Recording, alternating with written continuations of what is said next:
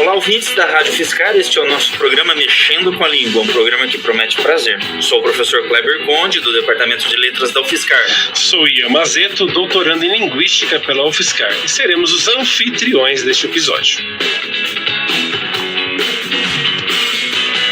Olá, ouvintes da Rádio Fiscar. Hoje entrevistaremos o professor Aquiles Tescari Neto, do IEA Unicamp, que trabalha com sintaxe gerativa e, mais especificamente, com a cartografia sintática. Antes da gente saber o que é essa cartografia, se não é coisa da geografia e tudo mais, a gente tem alguns recados. Lembrando que essa é a segunda parte da entrevista com o Aquiles Tescari Neto, e hoje falaremos especificamente e mais aprofundadamente sobre a teoria sintática da cartografia e também sobre o lançamento do livro recentemente por parte dele, do nosso querido convidado. Tudo bem? Conde, solta a vinheta.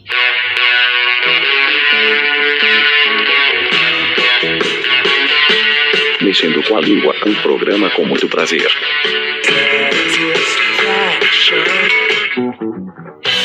Aquiles, a gente agradece você ter topado participar, né, do episódio de hoje, né? Muito obrigado mais uma vez, né? E vamos lá. Discutimos bastante a questão da escola. Eu quero puxar um outro pensamento agora. Você, como todos os demais linguistas, né, trabalham com uma abordagem científica da língua, né? E quando nós falamos de atividades como estudar a gramática das línguas, né? Uma outra atividade recentemente que vem ganhando aí notoriedade, a participação dos estudantes em Olimpíadas, por exemplo, Olimpíadas de Matemática, Olimpíadas de Física, Olimpíadas de Ciências. A gente tem as Olimpíadas de Linguística, né? São atividades que fogem, né, do que nós vemos na escola em termos de aprendizagem de português. Só que essas atividades, elas puxam um pouco mais para um pensamento científico. Você acha válido que as aulas de português abram espaço para um pensamento linguístico, ou seja, um pensamento cientificamente, metodologicamente estruturado? Eu, na verdade, diria que haveria duas tendências hoje na linguística brasileira quando a gente pensa nas contribuições das pesquisas em linguística ao ensino de gramática na educação básica.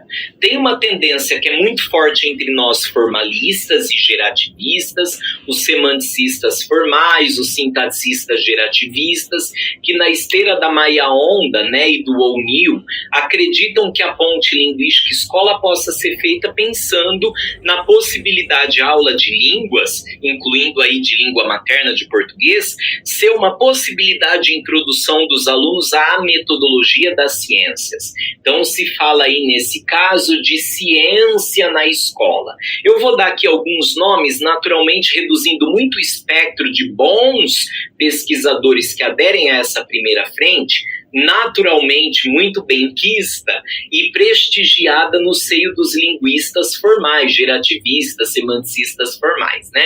Então, por exemplo, lá no GT Teoria da Gramática, né, da Ampol, você vai ter um conjunto de pesquisadores e respectivos grupos de pesquisa que aderem a essa ideia de que a aula de gramática pode ser vista como uma aula de ciência. O livro da Roberta Pires de Oliveira e da Sandra Quarezemin é um excelente guia, tanto que eu fiz até uma resenha a ele, né, que saiu na revista Linguagem e Ensino, assinado por mim e pela Pri Tonelli, desse livro bastante bom, e a gente fez ali uma apreciação muitíssimo positiva das ideias desse livro maravilhoso, né?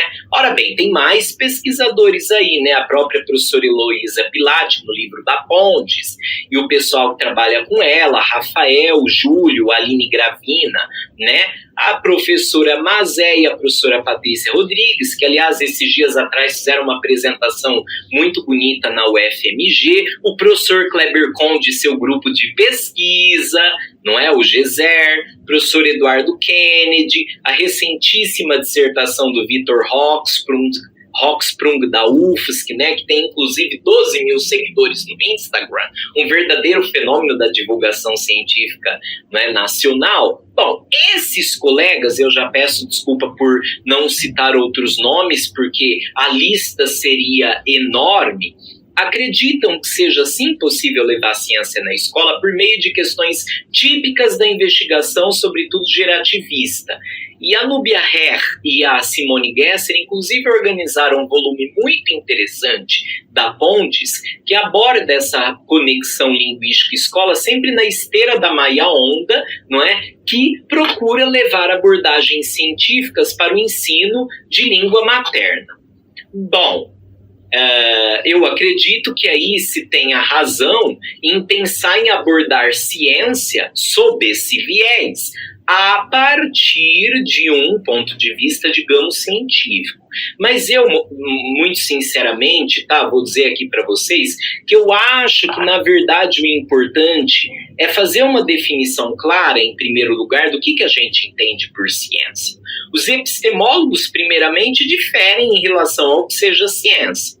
Há, contudo, um consenso, mesmo entre os epistemólogos da ciência, né, sobre um conjunto de propriedades que definem atividades investigativas como sendo atividades científicas. Por exemplo, levantamento de hipótese, possibilidade de repetir o experimento para ver se esse experimento de fato confirma um resultado, e aí a gente tem a possibilidade de repetição. O cara lá do Japão vai repetir um experimento feito por um cara ali do Chile, né, e verificar, ou seja, isso é típico de uma investigação científica.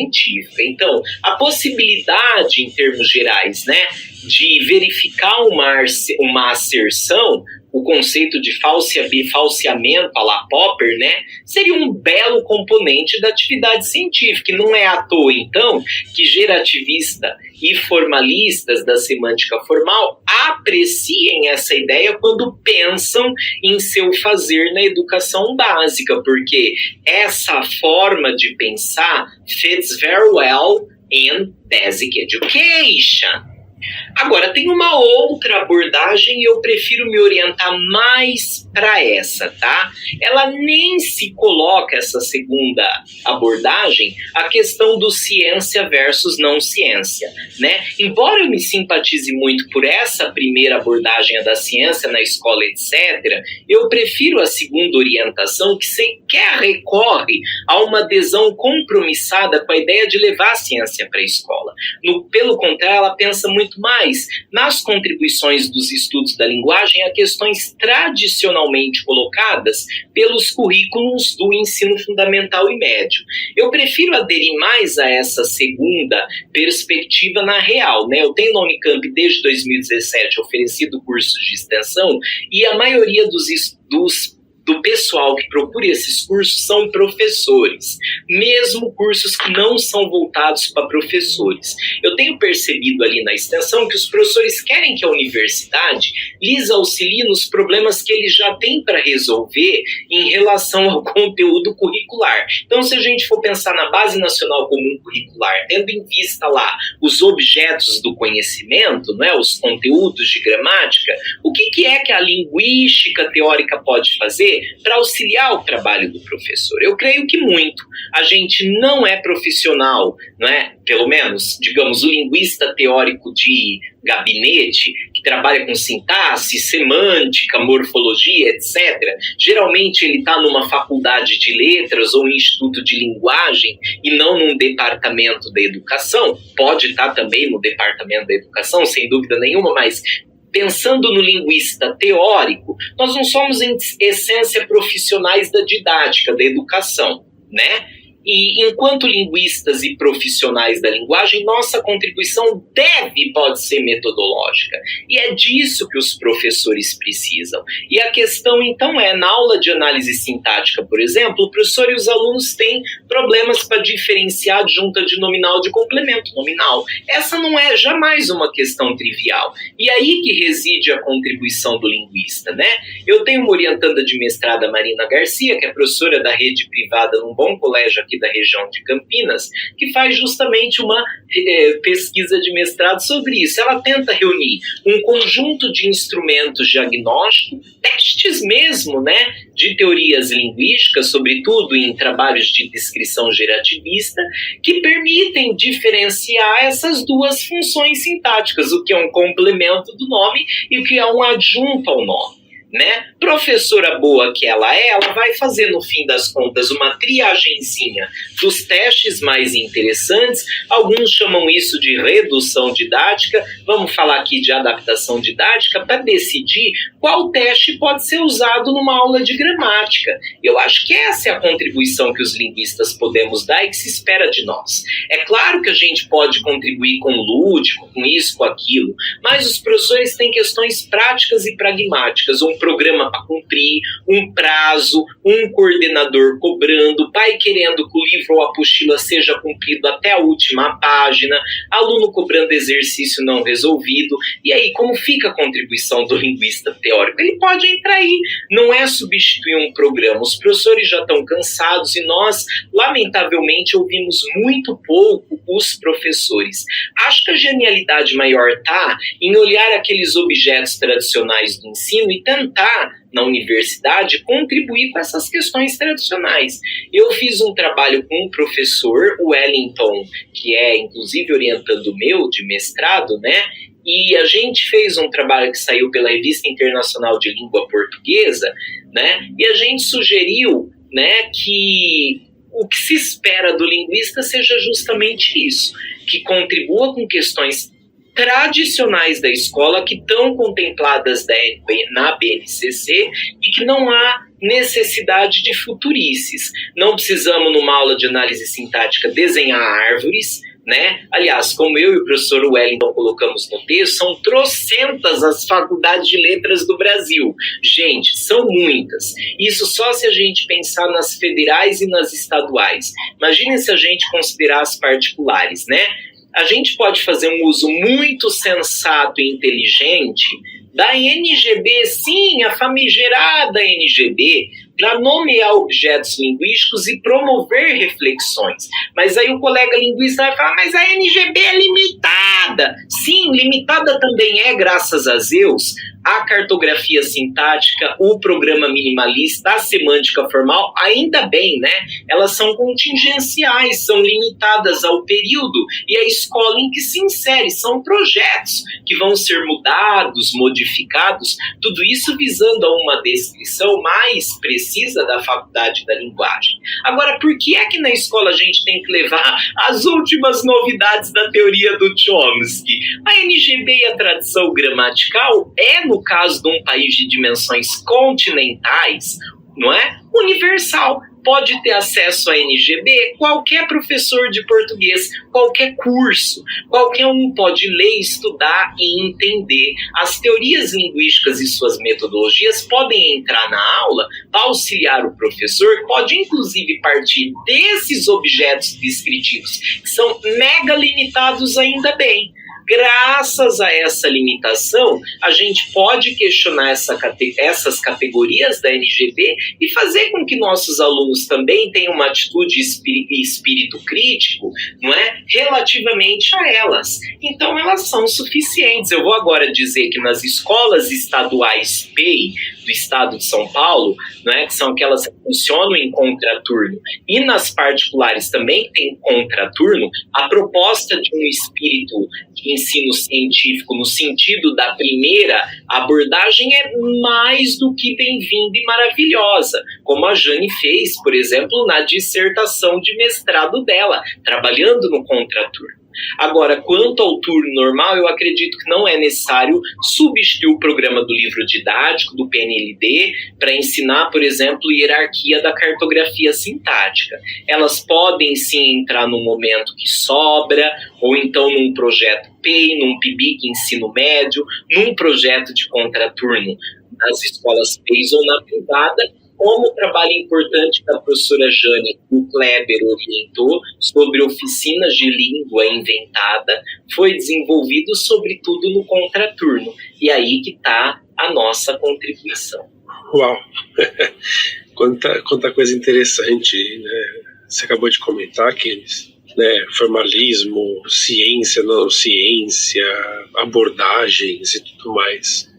E aproveitando que você comentou sobre sintaxe cartográfica, formalismo, semântica e tudo mais, reitero e ratifico Na verdade, os parabéns pelo seu recém-lançado livro, chamado Sintaxe Gerativa, uma introdução à cartografia sintática, pela editora da Unicamp, que tenho certeza que vai ajudar muito, vai me ajudar bastante.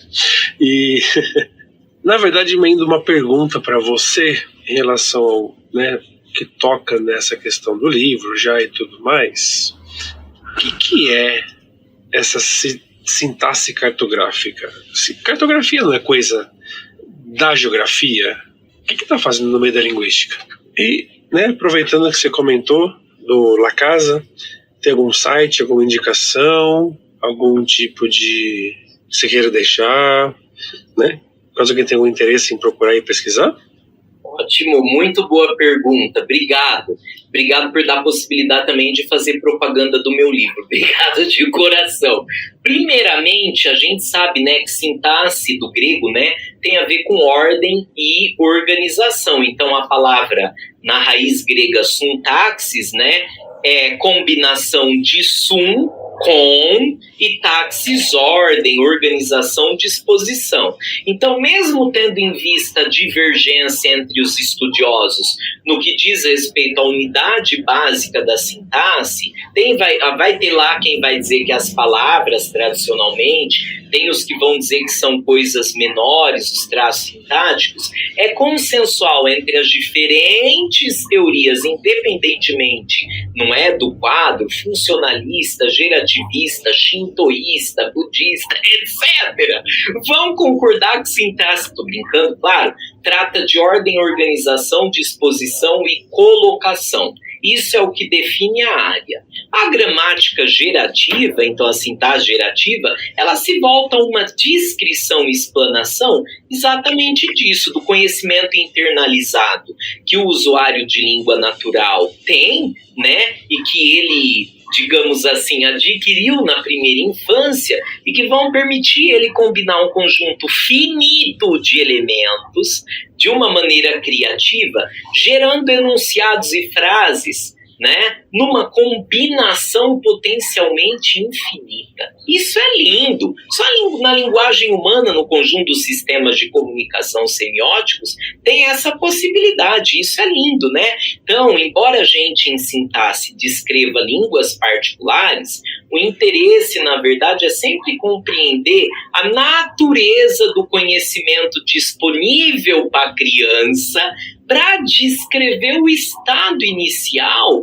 do que os gerativistas chamam aí de faculdade da linguagem, que seria nada mais, nada menos do que um órgão da mente-cérebro, no mesmo sentido que a gente pode falar que o sistema circulatório é um órgão, ou seja, que não tem funcionamento fora do corpo, não é? Então a gente descreveria, o interesse é descrever o estado inicial da faculdade da linguagem, o ponto de partida para todas as línguas, a gramática universal, que nada mais é do que uma descrição desse conhecimento que é anterior a qualquer experiência linguística, uma dotação genética muito nossa de humanos, e que parece ser única e exclusiva da espécie humana. Ora, a sintaxe cartográfica, vocês falaram de geografia e é mesmo sobre isso, nada mais é aí do que, fazendo a brincadeira, usando a metáfora da geografia, uma tentativa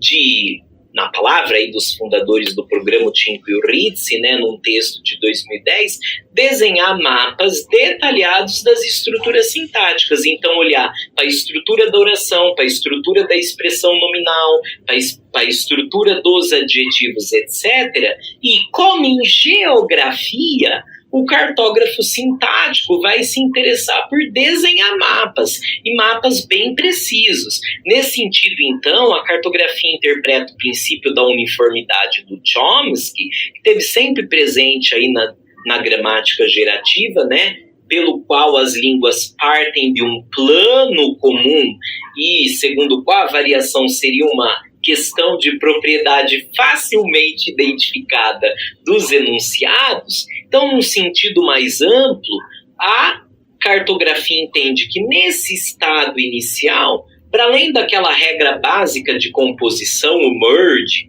a soldagem, soldo o com bozo, forma o bozo. O bozo eu soldo com caiu, forma o bozo, caiu. Aí se eu, né? Caiu o bozo, quero dizer. Se eu depois ressoldar o bozo lá em cima, a gente faz o bozo caiu. Isso é uma regra que temos os humanos na gramática universal, a regra de combinação ou soldagem. Já a cartografia vai colocar um plus aí. Ela vai dizer que a gente tem parâmetros também codificados na IUD, na gramática universal, que vão determinar os possíveis desenhos de língua. Então a gente teria, por exemplo, hierarquias com categorias. Pense as categorias semânticas de tempo, modo, aspecto, número, pessoa, gênero, etc.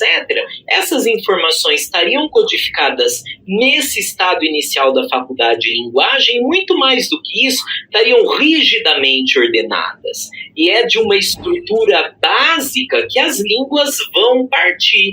E aí entrou o propósito do meu livro, né? Eu tive a felicidade de ter o livro, a propósito do livro selecionado no último edital da editora da Unicamp, que aprovou a publicação, e aí eu saldei uma dívida que eu tinha para comigo desde a época do doutorado, né? Eu fiz doutorado em Veneza com a ajuda do CNPq, o governo brasileiro, foi um dinheiro brasileiro de imposto dos brasileiros que me permitiu estudar 4 anos lá. E aí com o livro, né, eu estou tentando introduzir aí essa abordagem que eu estudei ali na Itália, que é uma forma de agradecer os brasileiros que pagaram meus estudos com seus impostos. Então o livro tem 5 capítulozinhos, os 3 primeiros capítulos servem para qualquer linguista, não só para cartógrafo. Então no primeiro capítulo eu falo da cartografia no desenvolvimento natural da gramática gerativa, né? O que foi que propiciou a cartografia aparecer, o que faltava em gramática gerativa, né? Tendo em vista o trabalho dos tipologistas, os universais que descreveram que a cartografia formalizou muito bem em termos de uma teoria da IUD. Então, o capítulo pode ser lido por qualquer interessado em epistemologia da linguística. Já o capítulo 2, ele recorre a um critério muito usado em teorias linguísticas as mais diferentes possíveis, tipologia também, que o Jackendorf chamou de critério da concorrência, né? Que ajuda a gente a definir o que seria uma categoria gramatical, né? Modalidade epistêmica, tempo, modo, aspecto das diferentes classes. Isso aí não serve só para gramática gerativa. Então, um tipologista pode empregar essa metodologia aí de concorrência, né? Visto que 2 corpos não ocupam o mesmo espaço, é uma lei física que a gente observa na sintaxe, né? Pode empregar isso para mecanismo de descoberta, né, de categorias novas, se for o caso. Capítulo 3 exibe a metodologia cartográfica, sobretudo os testes de precedência e transitividade, que ajudam a gente a desenhar mapazinhos, não é? E é claro que a gente pode usar as hierarquias para determinar a posição onde outros constituintes nascem e param. E é o que eu tento fazer no capítulo 3. Já o 4 e o 5, eles vêm de uma insistência que os meus orientandos tinham em que fossem oferecido um beabá, uma cartilinha para derivar a ocorrência em cartografia. Eu era muito cobrado pelos meus estudantes em relação a isso, né? E era uma coisa de que eu sentia falta na época da minha formação como mestrando e doutorando. Não tinha nenhum livro desse tipo, então eu decidi fazer agora para ajudar a geração dos novos linguistas, sobretudo os estudantes brasileiros de cartografia, né? Como você vai derivar a partir de uma estrutura única, né, desses mapas que a cartografia tem, a variação que a gente tem nas línguas, né? Na verdade, a ideia do livro, desse capítulo 4 e 5, foi também motivado por um parecer que eu recebi de um artigo, né? E o parecer, muito embora fosse muito ingênuo, o colega colocou: como derivar sentenças com uma estrutura com tanto peso para as derivações com tanta categoria? Hello, meus Deus, não tem peso nenhum. Localidades the main ingredient. Para cartografia a versão mais minimalista do programa minimalista chomskiano, gente. A cartografia permite vislumbrar a teoria de localidade. Por quê? Muito embora você tenha essas hierarquias com, por exemplo, na estrutura da oração 60 categorias, localidade é o ingrediente. Você tem aí a minimalidade relativizada que vai bloquear movimento ilícito, né? E é sobre isso. Isso motivou em parte também a escrita do livro e a discussão sobre variação paramétrica, né? A cartografia permite que o estudioso perscrute a variação linguística. Ela, no meu ver, tem os melhores meios e métodos para a gente vislumbrar a riqueza que é a variação linguística. Você pôr lado a lado português de Angola, português de Moçambique, português do Brasil, né? E ver via hierarquia as diferenças mínimas e sutis que permitem dizer que cada variedade configura uma variedade ou língua. Isso aí é magnífico, né? E eu diria que esses ingredientes para derivar as ocorrências a partir de uma única estrutura, que é a proposta da cartografia, é um espírito muito minimalista, a ponto de ali no capítulo 5, a gente levar à risca a diretriz chomskiana sobre movimento sintagmático, tá? No que seria a narrow syntax e o nuclear não, né? Eu acho que é um manual que socorre o mestrando e o doutorando. Eu fui mestrando, eu fui doutorando e eu pensei muito nesse público, oferecendo instrumento que na minha concepção são ótimos instrumentos de análise dado pelos estudiosos da cartografia. Eu vou aproveitar para dizer que o site da editora da Unicamp está com um livro em promoção, né? E é isso, gente, é sobre isso. Valeu, Aquiles. O Ian fica bem contente de saber que tem esse manual. Mas deixa eu só retomar algumas coisas aqui para já encaminhar para o final da nossa entrevista, né? Só para esclarecer o nosso público, quando a gente fala de derivação de uma sentença, bem grosso modo, é a gente pegar e fazer a análise microscópica de como é que uma coisa se encaixa na outra quando a gente faz uma análise sintática, né? Então, a galera às vezes lembra lá de análise sintática, de etiquetar as partes da sentença na horizontal. A gente vai quebrando e vai vendo que tem mais coisinhas ali no meio, né? Então, só grosso modo explicando para quem não é muito do métier, tá bom? Bom, nós estamos caminhando para o final da entrevista, uma entrevista ótima, muito legal, assim, muito conhecimento. O Aquiles é uma pessoa muito erudita, né? Muita erudição, mas aí, assim, a gente falou sobre muita coisa, né? Eu queria resumir aqui um pouquinho, né? A gente falou, né, sobre escola, educação, aí vai uma pergunta direta, né, para atender aí os professores, nossos ouvintes, né? Os professores de ensino fundamental e médio, né, que seriam aí nossos ouvintes nesse momento, né? Como um professor, por exemplo, pode se inspirar na sintaxe gerativa e mesmo no seu livro, Aquiles, para pensar em coisas novas? O que poderia ser inspirador nesse sentido?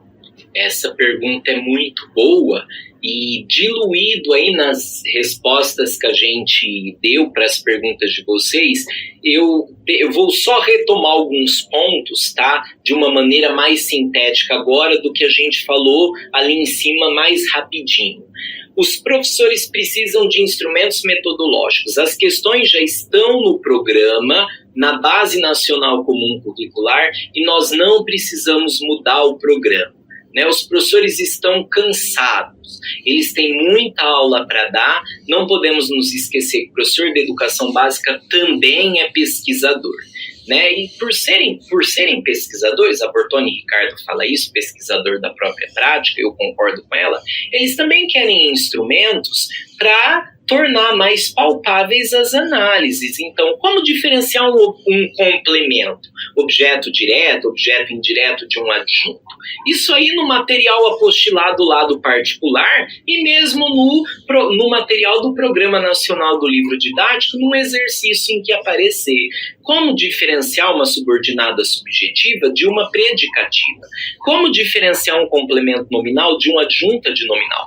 Como a gente pode identificar um sintagma BNCC? Fala de sintagma, gente. É de arrepiar o cabelo do corpo. né? Ela fala de sintagma. São essas questões que já estão lá na BNCC, Arará, esperando por nós. A gente não precisa substituir o programa, exigir que a escola se adapte às exigências particulares das nossas pesquisas.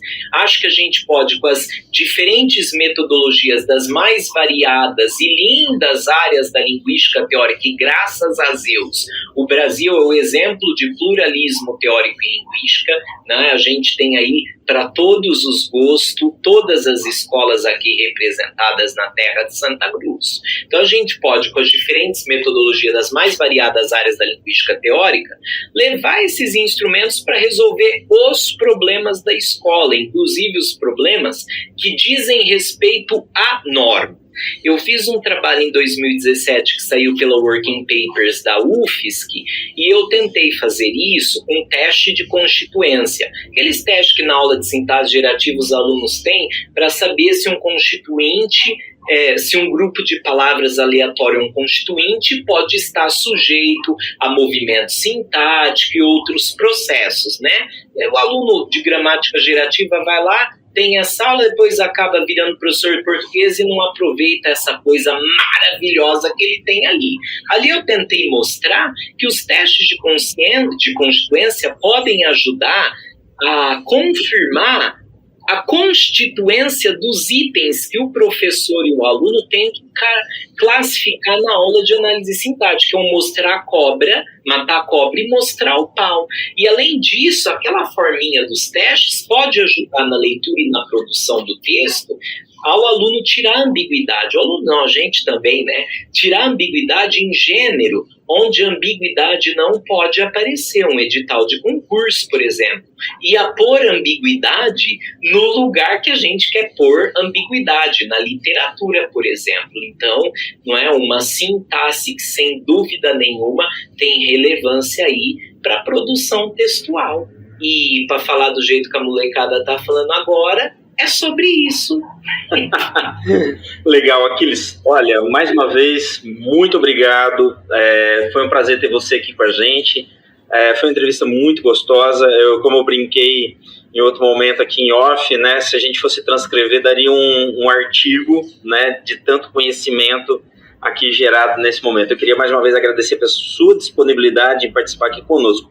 Muito obrigado. Eu que agradeço, Kleber, eu que agradeço, Ian, pela possibilidade de debater e expor o que eu e o meu grupo de pesquisa lá, o La Casa, temos feito e desenvolvido sobre ensino de gramática e descrição em termos de cartografia sintática. Obrigado pelo convite honroso. No Instagram e no Facebook você tem @cartografia sintática e o site é I de igreja, S de sapo, G de gato, D de demônio, /La Casa Unicamp. O L, o C e o L, o C e o S são maiúsculos e o U de Unicamp maiúsculo. Luiz.gd, La Casa Unicamp. É isso aí, queria agradecer mais uma vez ao Ian pela participação, agradecer aos trabalhos técnicos, né, do pessoal aí da Rádio Fiscar, e esse foi o programa Mexendo com a Língua, um programa que promete muito prazer ao ouvi-lo. Programa proposto pela equipe do Grupo de Pesquisa em Semântica, Sintaxe e Pragmática Formais aqui da UFSCar, em coprodução com a Rádio Fiscar. Esperamos vocês, ouvintes, nos próximos episódios. Um grande abraço. Para todos, um grande abraço e até o próximo episódio.